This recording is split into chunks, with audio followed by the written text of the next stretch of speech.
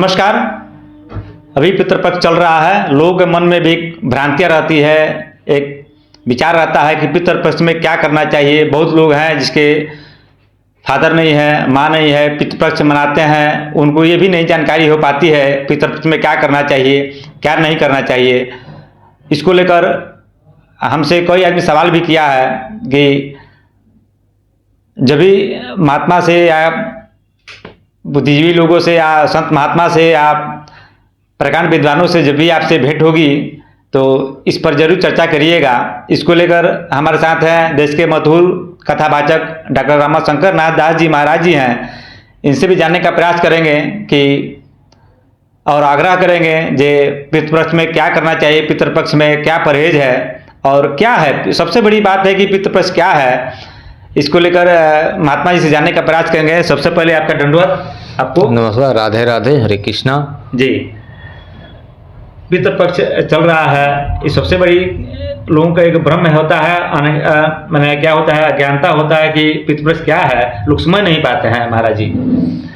यह जो अश्विन मास होता है, अश्विन मास ऐसा ही बहुत महत्वपूर्ण है, इसलिए कि इस अश्विन मास का जो प्रथम पखवाड़ा चलता है 15 दिन का, इस 15 दिन में हम लोग अपने पूर्वजों को, अपने पितरों को याद करते हैं।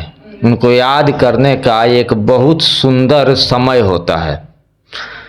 ऐसा हमारे पुराणों में वर्णन है कि यह जो पितृपक्ष का महीना होता है, इस महीने में जो भी हमारे पूर्वज होते हैं उन लोगों को यमराज के यहाँ से पृथ्वी लोक पर भेज दिया जाता है 15 दिन के लिए कि आप अपने धाराधाम पे जाइए और जाकर वहाँ जो भी आपके परिजन लोग हैं जाकर उन लोगों से मिलिए, अपने उस धाराधाम पे घूमिए और देखिए वो लोग क्या क्या कर रहे हैं, आपके प्रति उन लोगों की कितनी श्रद्धा है। यानी जो श्रद्धा से किया जाता है उसी का नाम श्राद्ध होता है जी। तो श्रद्धा से किया गया श्राद्ध होता है और जो 15 दिन का माह होता है, हमें अपने पूर्वजों को, अपने पितरों को याद करने का समय होता है। जो भी पितृ लोग होते हैं, पितृ लोग कभी अपने परिवारजनों का अहित नहीं सोचते हैं। बहुत बड़ा सर एक महाराज सवाल है, पितृदोष क्या है सर? बहुत लोगों के मन में रहता है पितृदोष क्या है, इस पर थोड़ा सा भी प्रकाश डाला जाएगा। तो लोग कभी नहीं सोचते हैं कि मेरे जो परिवारजन हैं, मेरे जो परिजन हैं, इन लोगों को किसी प्रकार की कोई तकलीफ हो। तो 15 दिन के लिए इन लोगों के यहाँ भेजा जाता है। जो जमलोक के देवता होते हैं उनका नाम है अयरमा। तो जो भी यहाँ हम लोग करते हैं पितृपक्ष में, तो श्रद्धा से हम लोग उतने दिन पानी देते हैं, तर्पण कराते हैं, पिंडदान करते हैं। उन लोगों के लिए हम लोग ब्रह्मचर्य का पालन करते हैं, धरती पे शयन किया जाता है, कोई मांसाहार नहीं करता है, शुद्ध सात्विक रहता है।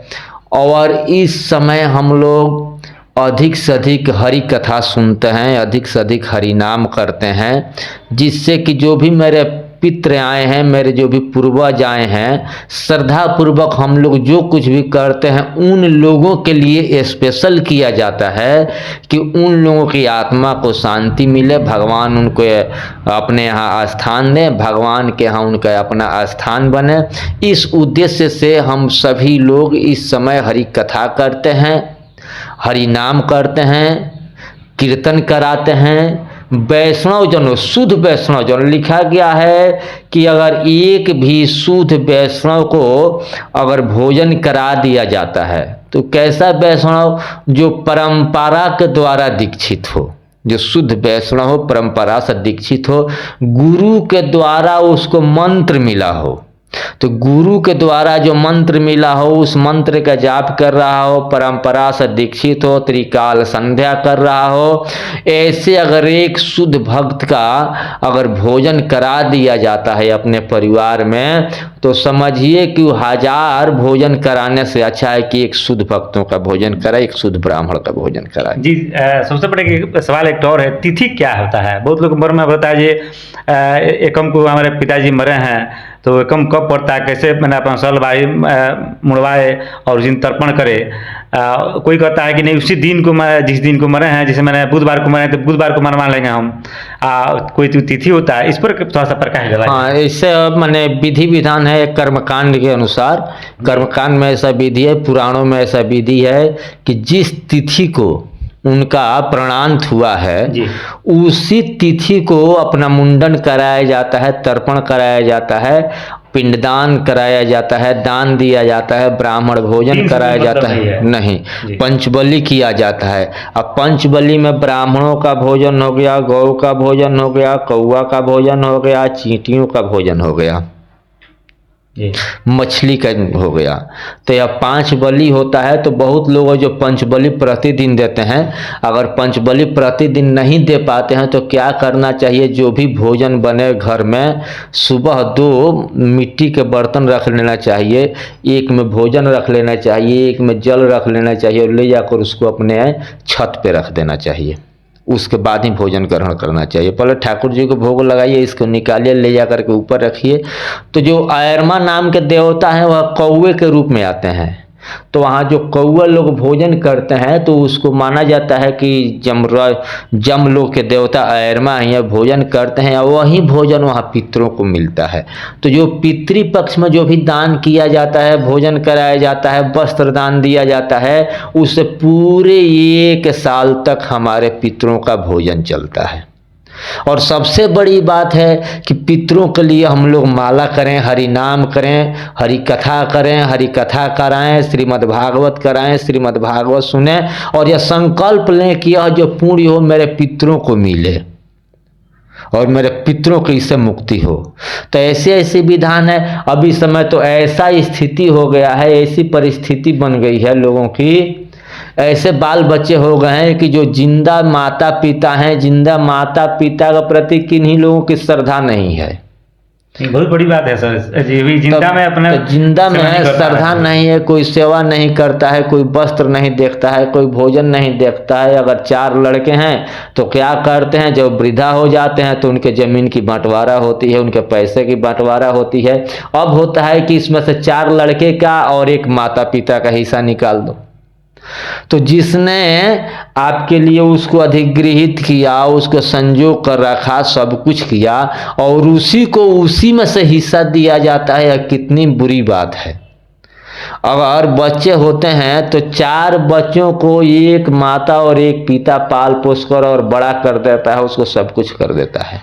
मगर 4 बच्चों से 1 माता पिता का पालन पोषण नहीं होता है वृद्धावस्था में।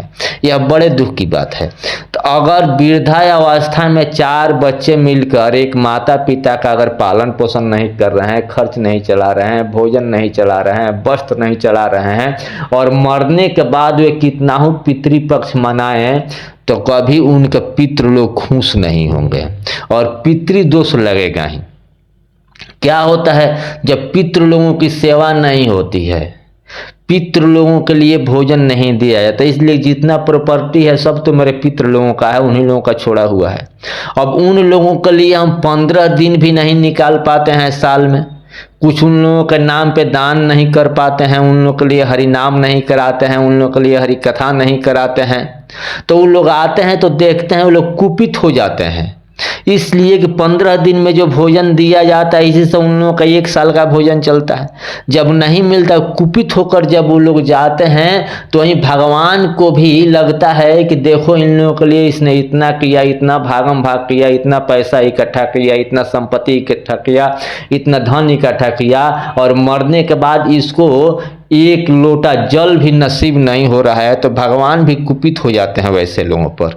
और यही होता है कि पितृदोष लगता है। तो जब पितृदोष लगता है तो पितृदोष लगने के बाद परिवार में कोई ना कोई बराबर बीमार ही रहता है, संतान की प्राप्ति नहीं होती है, कोई विकलांग हो जाता है, पैसा आता है मगर पैसा का था नहीं चलता है, वो ऐसा ही सब खत्म हो चल जाता है, परेशानी खत्म नहीं होते। हर एक परेशानी खत्म हुई कि एक परेशानी आ गई, एक परेशानी खत्म हुई कि एक परेशानी आ गई।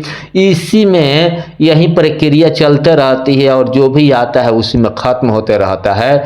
यही पितृदोष का लक्षण होता है, पितृदोष में यही सब होता है। तो पितृदोष से अगर बचना है तो अपने पूर्वजों के प्रति श्रद्धा रखें, अपने माता पिता के प्रति श्रद्धा रखें और अच्छा से उनका सेवा भाव करें। जिंदा में ही सेवा भाव करें, मरने के बाद तो करना ही है, मगर जीवित में नहीं करें, मरने के बाद करें तो क्या फायदा।